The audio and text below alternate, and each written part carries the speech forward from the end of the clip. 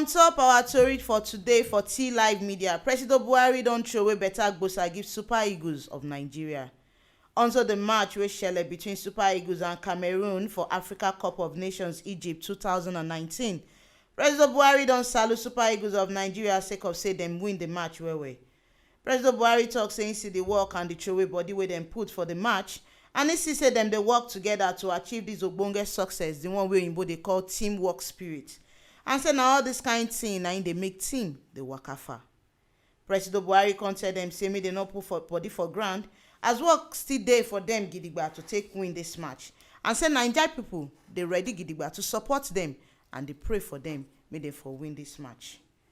Na here we see the better information reach on top our tori for today, as Presido Buhari don give better salute give Super Eagles of Nigeria unto the match wey shele between dem and Cameroon for African Cup of Nations Egypt 2019. And as una dey lis ten to this better tori, so make una no forget to like, subscribe and comment for our videos for YouTube for T Live Media TV. And make una no forget to waka follow us for Facebook and like our page T Live Media.